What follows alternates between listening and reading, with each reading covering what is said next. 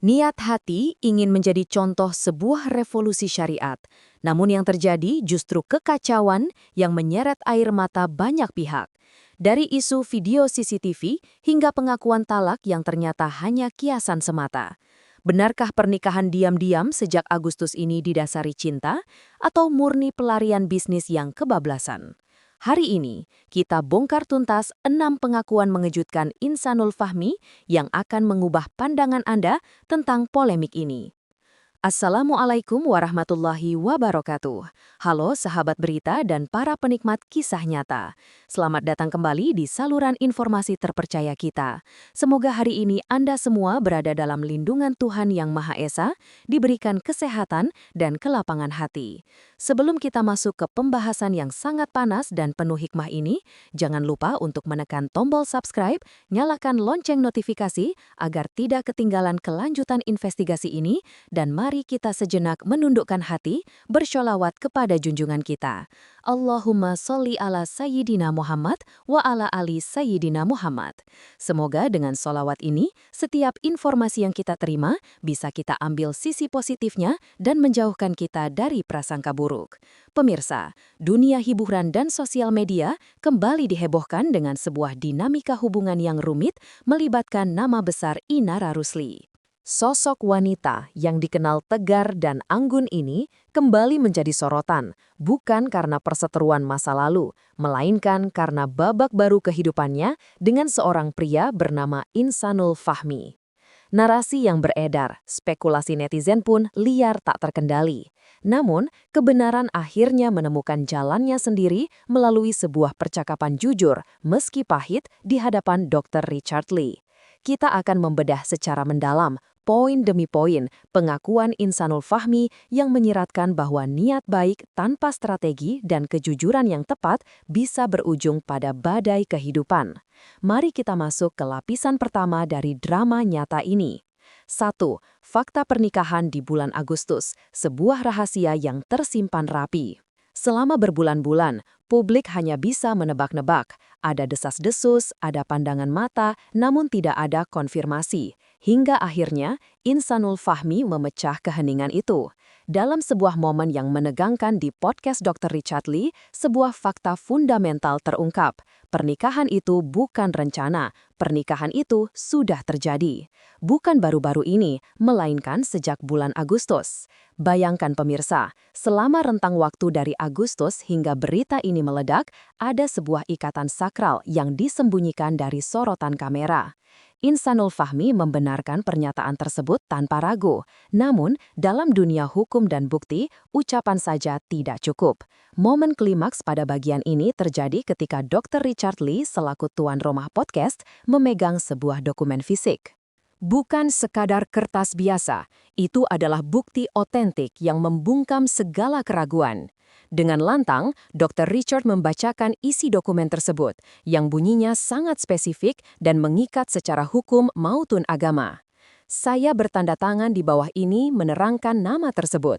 Insan, Ina Idola Rusli, pada hari sekian, tanggal, bulan 8, bertempat tinggal di Jakarta. Kalimat ini adalah kunci pembuka kotak Pandora. Dokumen tersebut menegaskan bahwa kedua belah pihak, Insanul dan Inara, telah melangsungkan akad nikah. Narasi ini penting untuk kita garis bawahi.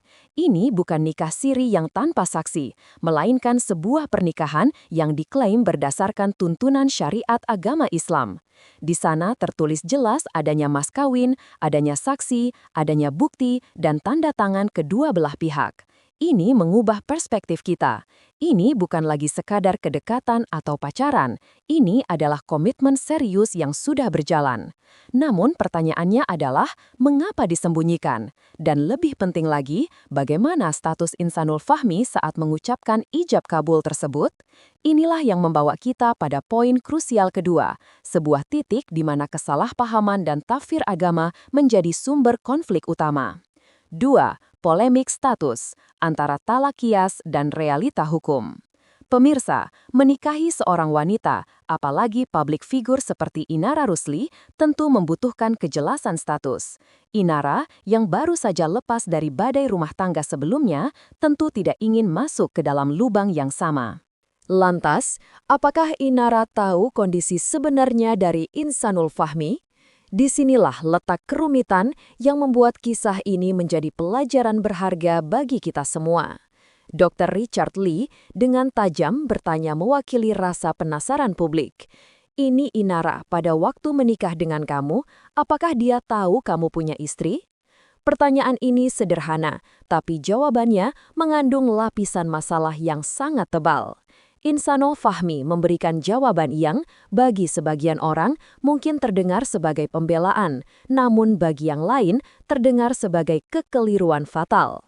Fahmi menjawab, "Waktu itu, aku bilangnya aku sudah talak dan cerai, talak 2.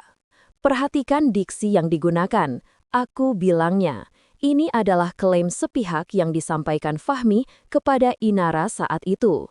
Dasar dari klaim ini adalah keyakinan Fahmi bahwa ia telah menjatuhkan talak kepada istri pertamanya. Namun, disinilah letak blunder atau kekacauan itu bermula. Fahmi menjelaskan, alasannya merasa sudah menduda secara agama. Karena waktu itu, memang sebelum itu, aku ada ngucapin 2 kali talak kias dan aku tanya ke Ustadz juga. Katanya, itu udah talak, ujarnya. Mari kita bedah istilah talak kias ini dalam konteks narasi berita ini. Talak kias adalah ungkapan cerai yang tidak diucapkan secara tegas, syarih, melainkan menggunakan kata-kata sindiran yang maknanya bisa berarti cerai atau tidak, tergantung pada niat suami saat mengucapkannya. Fahmi merasa, karena ia sudah berkonsultasi dengan seorang ustadz dan niatnya sudah ada, maka ia secara syariat sudah bercerai. Tetapi pemirsa, realita di lapangan sering kali berbeda dengan interpretasi pribadi. Bagi istri pertamanya, Mawa, dan bagi hukum negara, status pernikahan mereka mungkin masih sah.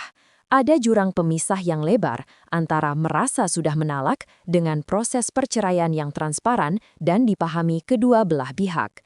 Ketidakjujuran atau mungkin ketidaktahuan Fahmi dalam mengkomunikasikan status talak kias ini kepada Inara bahwa ini belum resmi secara negara atau mungkin belum dipahami sepenuhnya oleh istri pertama menjadi bom waktu.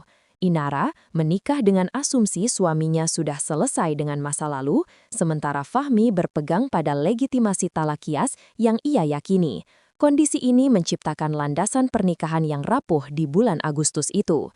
Di satu sisi, ada akad yang sah secara syariat menurut klaim Fahmi, di sisi lain, ada status istri pertama yang menggantung karena hanya didasarkan pada talak kias yang sepihak.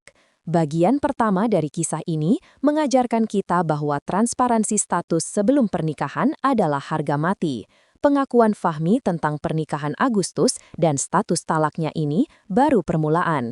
Di balik keyakinannya itu, tersimpan niat lain yang jauh lebih besar, sebuah keinginan untuk melakukan revolusi dalam berpoligami yang ia harapkan bisa menjadi contoh. Namun, seperti judul berita kita hari ini, niat menjadi contoh itu justru berujung kekacauan. Apa sebenarnya yang ia bayangkan tentang poligami, dan bagaimana reaksi istri pertama ketika bom waktu bulan Oktober meledak?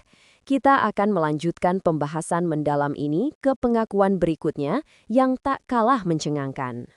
Kembali lagi dalam penelusuran fakta di balik pernikahan kontroversial Insanul Fahmi dan Inara Rusli. Jika di bagian pertama kita telah membuka kotak Pandora mengenai pernikahan yang terjadi di bulan Agustus dan kerancuan status talak, kini kita akan melangkah lebih jauh ke dalam isi kepala seorang Insanul Fahmi. Apa yang sebenarnya ia pikirkan? Mengapa ia merasa jalan yang ia tempuh adalah sebuah misi mulia, padahal realitas di lapangan menunjukkan kehancuran total. Dan yang paling menyayat hati, bagaimana sebuah pengakuan yang terlambat menghancurkan kepercayaan orang terdekat. Mari kita bedah poin ketiga dan keempat, ambisi revolusi yang gagal dan manipulasi waktu. 3. Ambisi revolusi syariat, niat jadi pahlawan berujung petaka. Pemirsa, setiap tindakan besar pasti didasari oleh sebuah motivasi. Dalam pengakuannya, Insanul Fahmi tidak sekedar menikah karena nafsu atau jatuh cinta semata. Ada sebuah ideologi, sebuah pemikiran idealis yang ia tanamkan dalam dirinya yang ia harap bisa menjadi legacy atau contoh bagi orang banyak. Ia menyebutnya sebagai revolusi.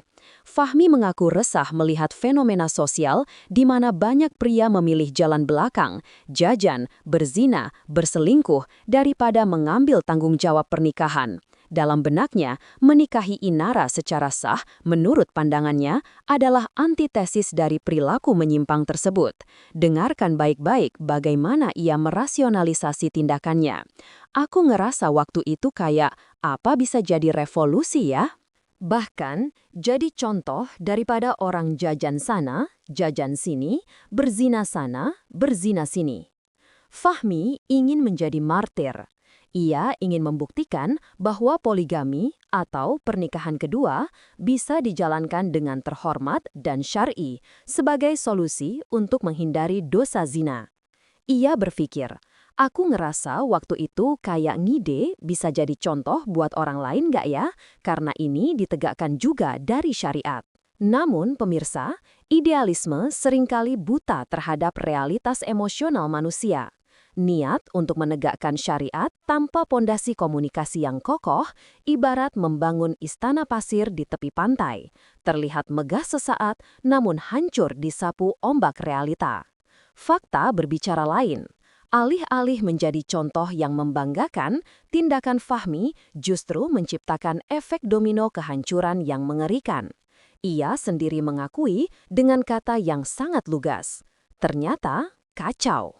Kekacauan ini bukan sekedar pertengkaran rumah tangga biasa. Ini adalah collateral damage atau kerusakan ikutan yang luas. Korbannya bukan hanya Inara Rusli yang terseret dalam pusaran opini publik, atau Mawa, istri pertama, yang hatinya remuk. Fahmi merinci siapa saja yang terluka akibat eksperimen revolusinya ini. Kedua istrinya, anak-anak yang tidak berdosa, keluarga besar yang menanggung malu, mitra bisnis yang kehilangan kepercayaan, hingga para karyawannya yang ikut terdampak ketidakstabilan pimpinannya.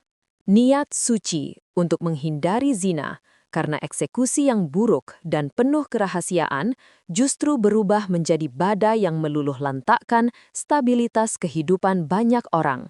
Ini menjadi pelajaran mahal bahwa kebenaran syariat tidak bisa berdiri sendiri tanpa dibarengi dengan adab dan kebijaksanaan dalam menjaga perasaan manusia lain. 4. Distorsi waktu. Agustus menikah, Oktober baru bicara. Niat. Jika poin sebelumnya berbicara tentang ideologi, poin keempat ini berbicara tentang kejujuran, atau lebih tepatnya, ketiadaan kejujuran. Inilah bagian yang paling krusial yang membuat publik dan pihak Mawa merasa dikhianati. Mari kita lihat kronologinya dengan kaca pembesar. Fakta yang sudah kita pegang, pernikahan terjadi di bulan Agustus. Namun, apa yang terjadi di bulan Oktober? Fahmi mengaku bahwa pada bulan Oktober, ia melakukan deep talk, pembicaraan mendalam dengan Mawa. Momen ini seharusnya menjadi momen kejujuran total, momen di mana seorang suami berlutut dan mengakui segala tindakannya. Namun yang terjadi adalah sebuah manipulasi verbal. Dr. Richard Lee dengan ketajaman insting investigasinya mengejar poin ini. Ia bertanya untuk memastikan, saya ingin klarifikasi dengan kamu. Pada waktu Oktober, kamu deep talk dengan Mawa pada waktu itu. Kamu bicaranya kamu mau menikah dengan wanita lain atau kamu sudah menikah dengan wanita lain. Perhatikan perbedaan satu kata ini, mau dan sudah. Jika ia berkata sudah, itu adalah pengakuan dosa. Jika ia berkata mau, itu adalah permintaan izin. Dan jawaban Fahmi sungguh mengejutkan, aku mau menikah. Bayangkan posisi Mawa saat itu. Di bulan Oktober, ia diajak bicara oleh suaminya yang meminta izin atau mengutarakan niat untuk menikah lagi. Mawa mungkin bergulat dengan batinnya, mencoba menata hati untuk sebuah rencana yang akan datang. Ia tidak tahu bahwa saat ia diajak bicara, suaminya sudah menikah 2 bulan sebelumnya. Ia tidak sedang dimintai pendapat tentang masa depan. Ia sedang dibohongi tentang masa lalu. Inara Rusli sudah menjadi istri sah secara agama menurut Fahmi sejak Agustus. Jadi, pembicaraan di bulan Oktober itu bukanlah sebuah negosiasi, melainkan sebuah sandiwara. Fahmi tidak jujur bahwa nasi sudah menjadi bubur. Ia membiarkan Mawa berpikir bahwa ia masih memiliki kendala atau suara dalam keputusan tersebut, padahal keputusan itu sudah dieksekusi jauh hari sebelumnya. Tindakan menyembunyikan fakta sudah menikah dan menggantinya dengan narasi ingin menikah adalah bentuk pengkhianatan kepercayaan yang fatal. Inilah yang membuat luka Mawa begitu dalam, dan inilah yang membuat posisi Inara Rusli pun menjadi serba salah di mata publik yang melihatnya seolah-olah ia adalah orang ketiga, padahal ia dinikahi dengan status yang diklaim sudah beres. 2 poin ini, niat revolusi yang naif dan ketidakjujuran kronologis adalah bensin yang menyulut api besar dalam kasus ini. Namun pemirsa, drama ini belum berakhir. Ada satu elemen misterius yang sempat disinggung oleh Mawa di podcast lain, sebuah elemen visual yang menjadi bukti tak terbantahkan namun juga sumber ancaman, CCTV dan video sure. Apa yang sebenarnya terekam di sana? Benarkah ada ancaman penyebaran video yang membuat situasi semakin runyam? Dan bagaimana Fahmi menanggapi keberadaan video yang disebut-sebut merekam momen pribadinya dengan Inara? Kita akan mengupas tuntas misteri CCTV dan ancaman video tersebut di bagian 3. Jangan kemana-mana. Selamat datang kembali di segmen ketiga investigasi eksklusif kita. Jika kebohongan soal waktu di bagian sebelumnya membuat Anda geleng kepala, maka fakta di bagian ini mungkin akan membuat Anda menahan napas. Kita hidup di era digital di mana dinding seolah memiliki mata dan rahasia yang tersembunyi di ruang privat bisa seketika menjadi konsumsi publik. Dalam drama rumah tangga Insanul Fahmi, konflik tidak hanya terjadi lewat kata-kata, tetapi juga melibatkan kartu as berupa rekaman digital. Sebuah video yang disebut-sebut sebagai video sure yang diambil dari mata lensa CCTV di rumah Inara Rusli sendiri. Bagaimana video ini bisa bocor, siapa yang memegangnya, dan pembelaan apa yang dimiliki Insanul Fahmi atas rekaman intim tersebut? Mari kita bedah poin kelima, skandal video CCTV. 5. Teror dari lensa CCTV, antara privasi dan bukti perselingkuhan. Pemirsa, narasi tentang video sure ini pertama kali meledak bukan dari mulut Insanul, melainkan dari pihak istri pertama, Mawa, saat hadir di podcast Denny Sumargo.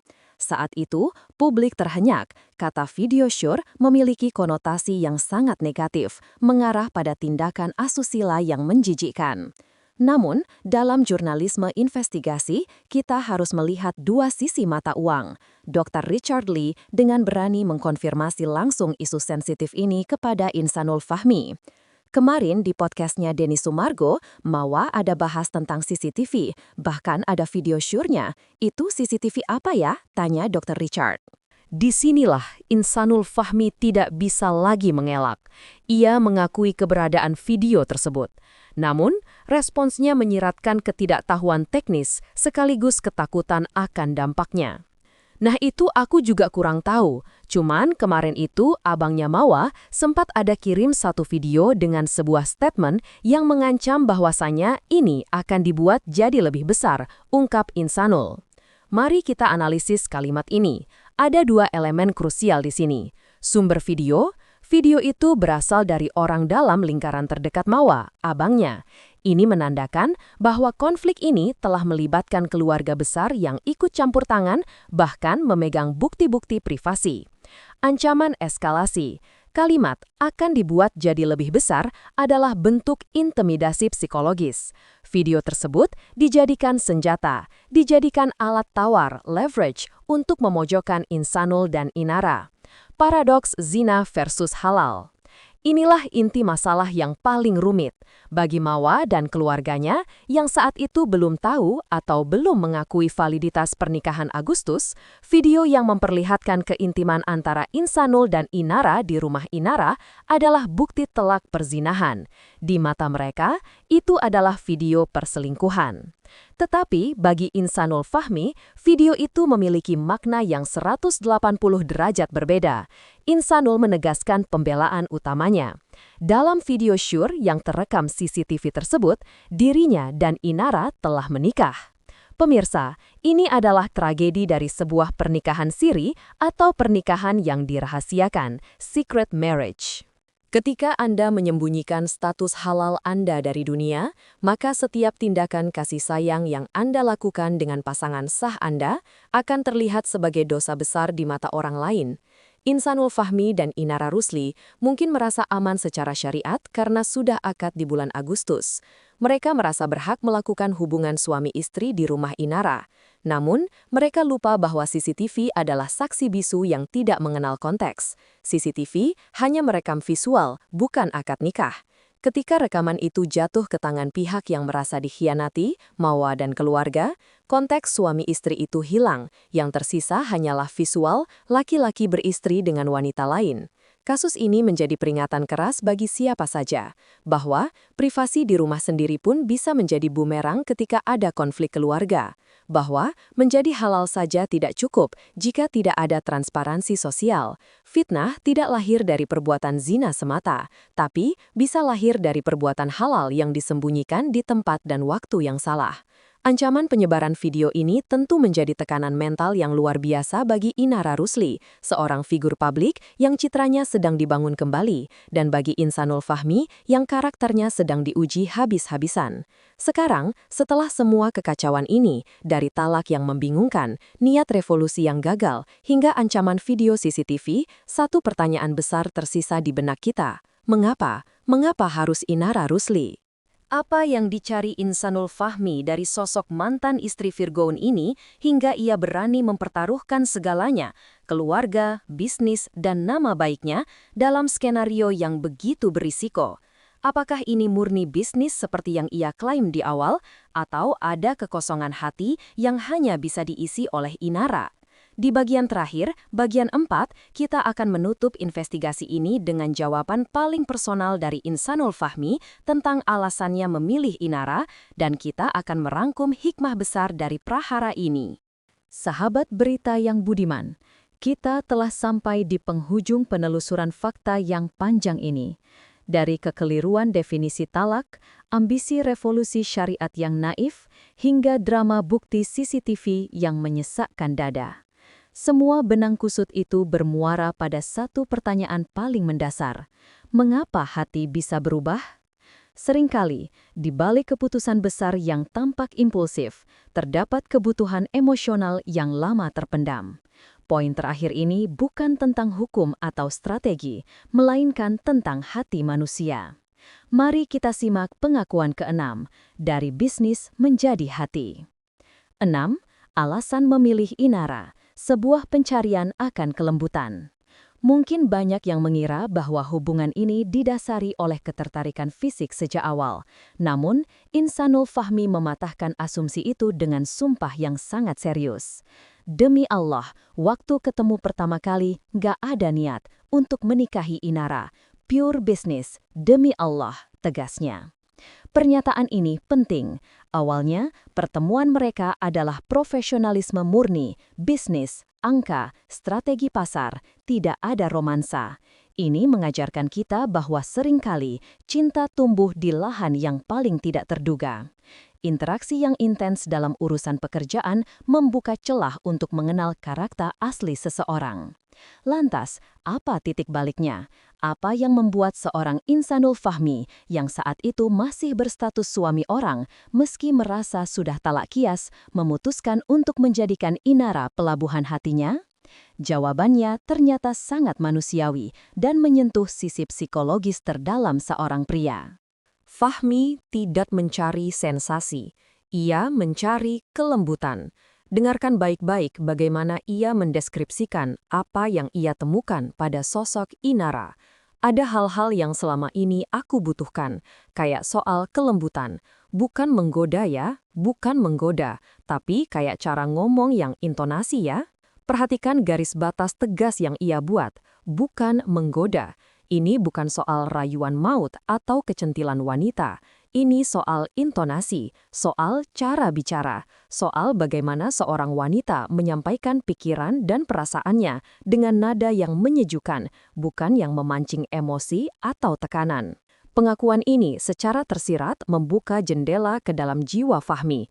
Mungkin dalam dinamika kehidupan sebelumnya ada kekeringan akan komunikasi yang lembut, ada kerinduan untuk didengar dengan nada yang tenang, dan ia menemukan oase itu dalam tutur kata Inara Rusli. Ironisnya, pencarian akan kelembutan ini justru ditempuh dengan cara yang keras, cara yang melukai hati istri pertama dan menimbulkan kegaduhan publik. Sebuah paradoks di mana tujuan untuk mencari ketenangan justru dicapai melalui jalan yang penuh badai.